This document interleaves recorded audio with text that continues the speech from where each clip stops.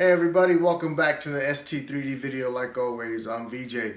Today we're going to be doing a review on this bad boy right here, the JGAURORA A5. We're going to start with assembly, go into prints, the quality of the prints and the machine itself, and we're going to discuss all the troubleshooting or issues you might run into like I did in the beginning. So let's go and get started.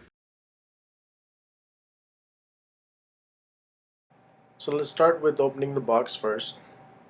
It's very well packaged. I'm not going to go too much detail into the packaging, but first you're greeted with this little piece of paper which basically states that the printer has been tested and disassembled and put back inside the box.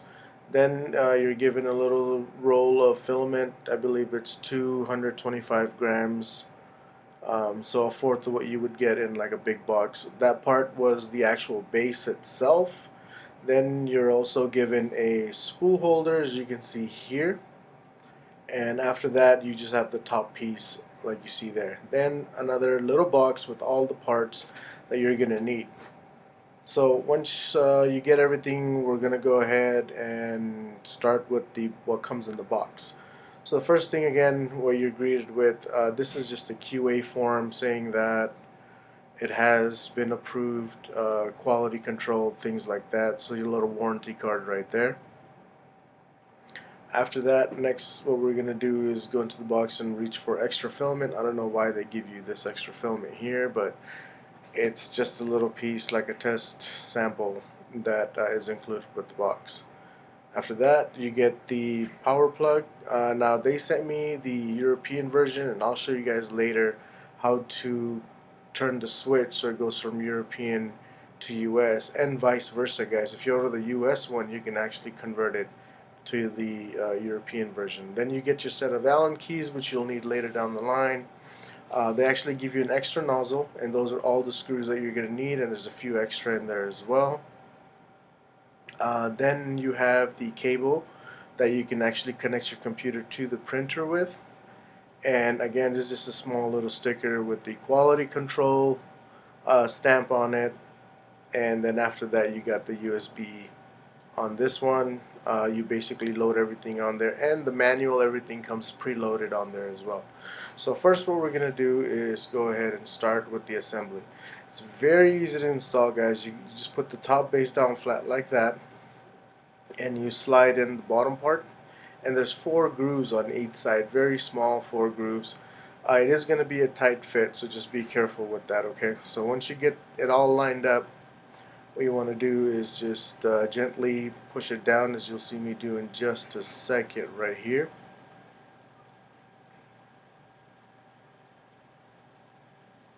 And once you get one side halfway down, what you want to do is go to the other side and push that side down.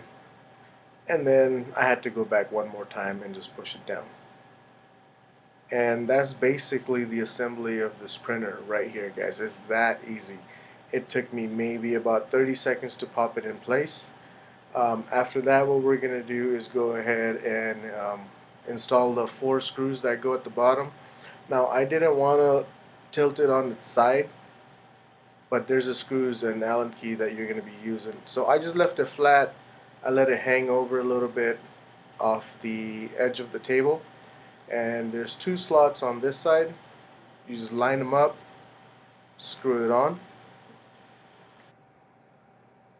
And once you get this side screwed on here, it's very easy. Just line up the 2 screws again and just pops right into place. Now I don't tighten it all the way through. After I get it about 60% in, I go ahead and take the printer here and just flip it to the other side.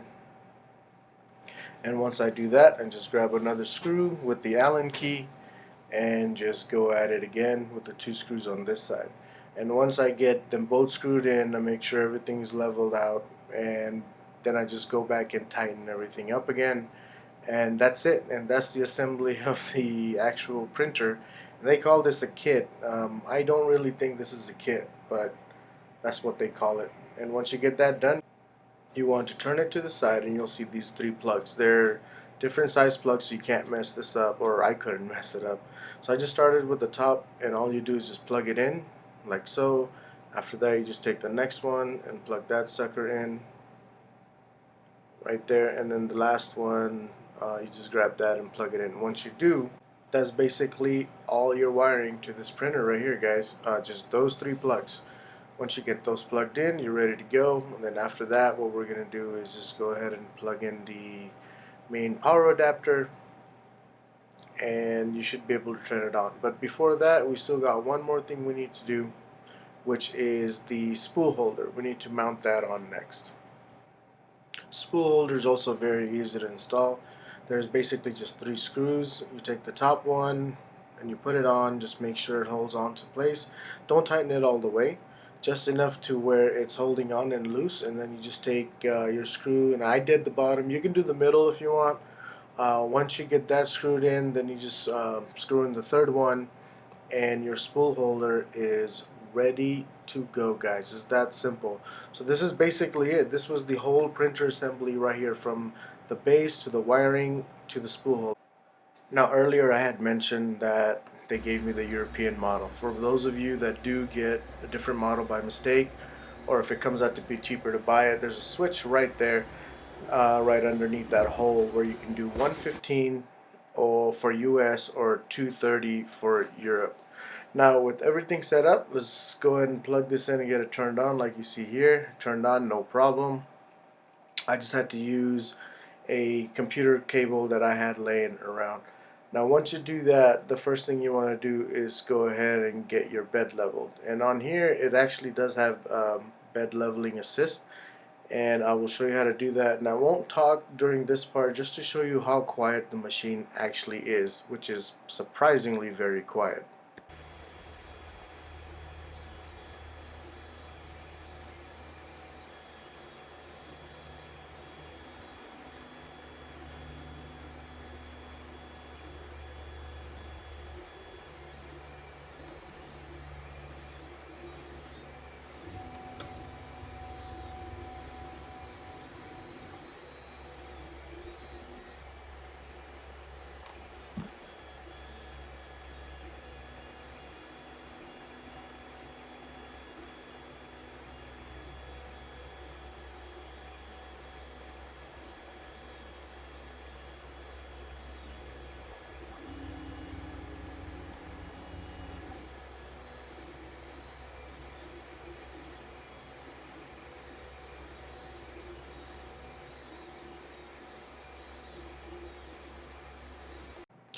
So that's how quiet the machine actually is, which is pretty surprising to me.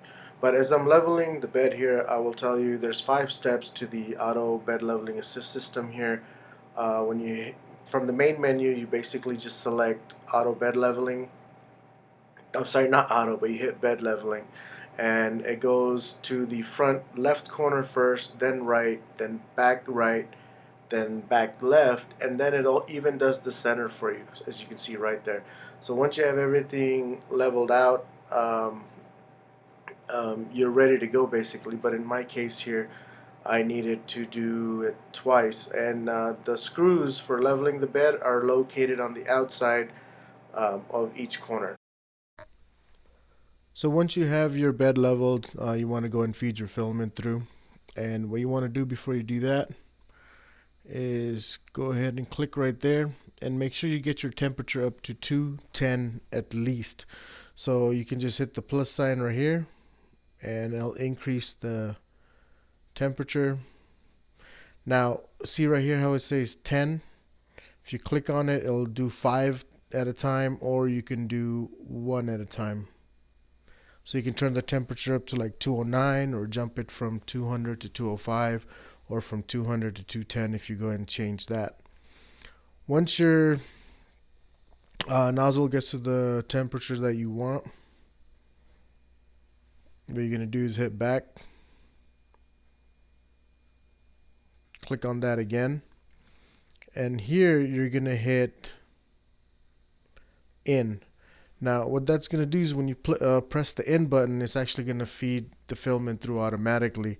Now here's the catch, guys. If you hit it once, it'll feed it all the way through. Now if you hit it more than once, it's only going to feed 5 millimeters at a time and at slow speed. So if you want to do it manually, you can press on that and it'll go to fast, and you can jump this from 5 to 1 just like the nozzle temp. If you press it, it'll do 10 millimeters at a time. I recommend, if you can do it manually, just go ahead and leave it on slow, because you don't want to feed too much through. And once it gets to the nozzle, which you can't see it because the tube is actually hidden, you want to go ahead and do like 1 millimeter at a time, because you don't want to extrude a lot through the nozzle right off the bat, because what it's going to do is pressure force it through. So once you do that, just hit in one time, and it will feed the filament right on through all the way up to the nozzle. Now it's not necessarily going to come out, so what you want to do then is go into manual mode. If I can get this to go to 1 there, and leave it on slow, and then keep hitting in until you actually see like that, if you can see it, where the filament's actually coming out through the nozzle. And that's how you load the nozzles, that easy. So once you press the in one time, this is what happens. On slow mode, it actually just feeds the filament right on through.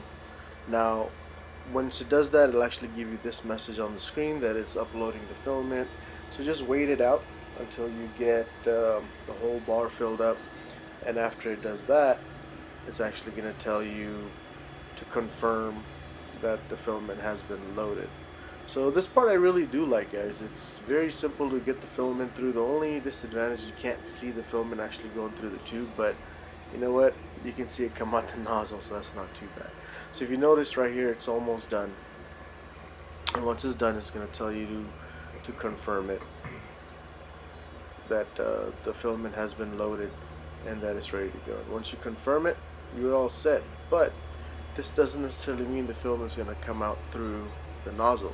So this is the part where we'll have to go and manually feed 1 millimeter or 5 millimeter on slow mode, my recommendation, at a time by hitting the in button, and then eventually you'll see the filament come out of the nozzle. So once you have your file on a USB drive, you're just going to go and plug it right in. From the home menu, you're going to hit print, select your file, and let it heat up, and the printing will start right away. So what do you do when you're in the middle of a print and this happens? Your spool runs out of filament and you have just a little bit left. What you're going to do, if you see here, I'm 97% done, but my filament just ran out. So you're going to click on change, and you're going to press out just one time.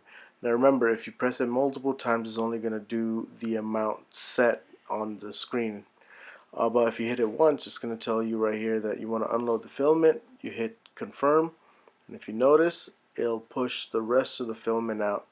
Now you will hear a little bit of clicking noise. I don't know if that's normal or not, but I did hear it every time I unloaded the filament to put a new one in. So as it's unloading, I guess the gear's not used to working backwards, so it makes that little clicking noise. So once it pushes everything out, all you gotta do is just go and pull it out, and there you go, guys. The filament is completely out. Now you've agreed with this part where it says filament is unloaded. Hit confirm. Right after that, what you want to do is load up your spool holder with the new filament you want to use. Feed it through just a little bit where you can't go in anymore. And once that's done, you should be on this screen at this point, and you just hit in just one time. And once you do that, voila! If you notice, the printer is going to start pulling in the filament, and it's going to load it up for you. And once that's done, you're going to be greeted with this screen again saying that confirm that your filament has been loaded. So you hit confirm, you hit back, and you just resume the print like so. And if you notice, the nozzle just moves over. I do like how the nozzle moves to the side though when you are changing filament, so it doesn't leak onto or ooze onto the print here. So if you notice, just change it out with the red filament, and it is printing it as we see there. And this is the end result that I got. I got the bottom, which is white, and the last layer, I believe it was, turned out to be red on top. And also another thing, guys, if you're wondering if this spool holder holds a full spool, it actually does. So there you go. Here's a picture of it being fed in as we speak. Alright, so we got everything assembled, our nozzle is primed, everything's good to go. But there are a few things that you need to be aware of with this printer. These are the troubles I ran into, so I'm going to discuss it and go over it with you guys. Now these are very small, so it's not like a big deal. But the fan, once you turn the printer on, the fan for about 5 to 10 seconds is pretty loud, but after that it becomes very quiet. So that's not really an issue, but if your fan kicks on and is really loud, just give it some time and it will calm down and you'll barely be able to hear it after like 10-15 seconds, I think.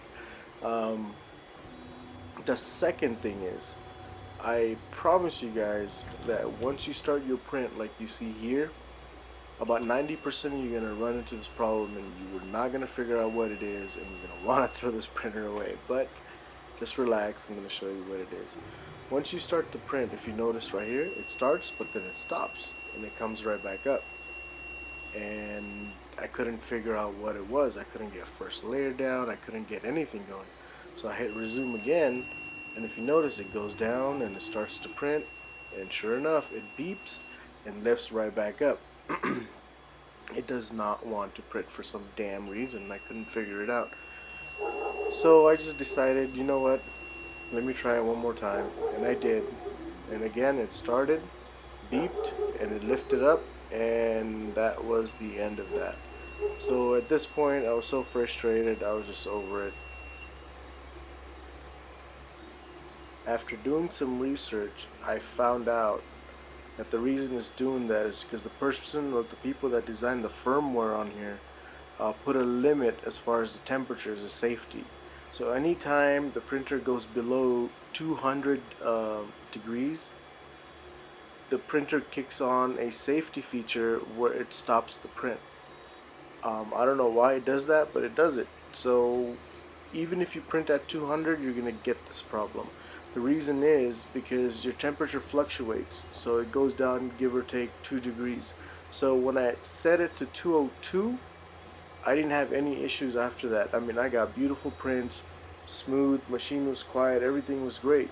So if you get this message or error right here, guys, don't get discouraged. All it is use filaments that I guess require more than 202 temperature. The reason my prints were failing here is because I had it set at exactly 200. So even though the printer heated up to 200, once the temperature fluctuated, it went down to 199 or 198, and that's why the print stopped. So it started because it was at 200, but as soon as it went down, it stopped.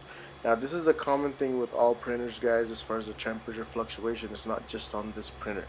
So this is going to be your biggest issue here, because I spent all night trying to figure out what the hell is going on. I just could not get it until I did some research on it and figured it out the next day. And once I did that, again, my prints came out great. Now the last thing is, if you notice a spool holder here, um, filaments that are rolled in smaller spool gaps, like in the center, will not fit on here. So if the spool has a very tiny circle, it will not, again, go on this spool holder. The filaments that do fit on here are the ones that are wrapped in spools that have a bigger gap, so you can fit it right on in. And that's, 60% of the filament out there have the bigger gap, but if you're using the one with the small holes, it's not going to work. Alright, time for final thoughts on this printer. I gotta be honest with you guys. The first night I was ready to throw this sucker in the trash because of issues I was having with the temperature limit that is set on the firmware.